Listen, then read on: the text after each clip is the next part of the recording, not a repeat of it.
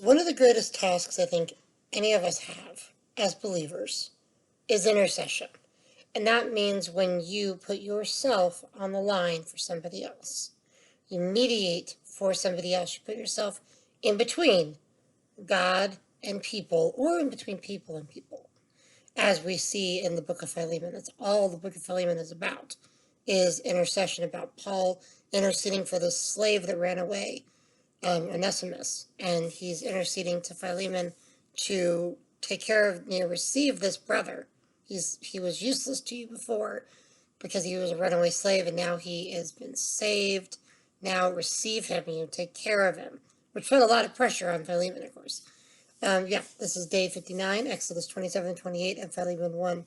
Well, I say Philemon 1, there's only one chapter of Philemon. But Exodus 27 and 28 goes into a lot of detail, again, more details, about how God wanted the priests to be dressed. And how he wanted different things to be set up, again, in the tabernacle and all of that. One of the biggest things I get out of that is the breastplate that the high priests are supposed to wear, that has a different stone that symbolizes each of the different tribes. So essentially, every time the high priest came in before the Lord in the Holy of Holies, he was bearing the whole of Israel on his heart before God. And in such a way, Paul does the same thing in the book of Philemon. He bears the weight of what's going on with Onesimus to Philemon. He puts a lot of pressure on him, really. I mean, it's kind of sneaky the way Paul manages to get around, to get by there. And it's really a strong message to us in our role in ministering to people and to bringing people before God in prayer.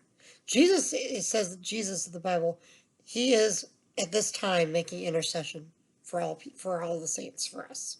He's praying for us to succeed, to be successful, to follow his will, to follow the Lord's will, to love one another, to be kind, to be good, to do what we are called to do on this earth. The book of Philemon is also a picture of what God did for us. Okay, because the doctrine is called imputation, is where we are accepted as beloved, clothed in the righteousness of Christ. Okay, all of that. We are his because of what he did, because of the intercession that he literally accomplished on the cross for us. All of that. It's pretty neat. And then the whole thing with slavery, you gotta remember there was a lot of it in Rome. Paul wasn't going to be able to single-handedly overthrow slavery.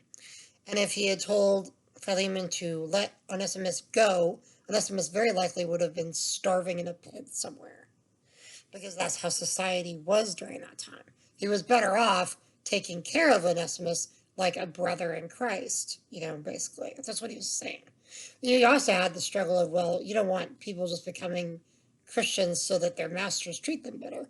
And not all slave masters were horrible, but Rome was full of a lot of good, decent people that took care of the slaves. They actually said there were so many slaves in Rome, if they had thought about it, they could have revolted and taken over. But we are all Onesimuses. That's what Martin Luther says about it. What God has done for us. It was God who says, on our behalf, charge this to my account. That's what imputation is. Charge it to my account. That's what Paul says. If there's anything, charge Onesimus, anything that Onesimus has done or is going to do, charge it to me. And obviously Philemon knows Paul, knows a good enough relationship with Paul to understand the significance of that. It's like, hey, you know what? He's a brother now. You gotta treat him like that. So I think, and again, going back to prayer and mediation, brothers and sisters, we stand every day before God, whether we realize it or not. Jesus is there with us.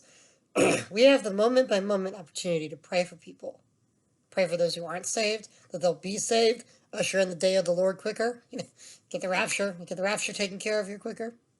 And to pray for people, to intercede for people, publicly or just individually, out loud. You can let them know that you're praying for them, or you can just do it silently.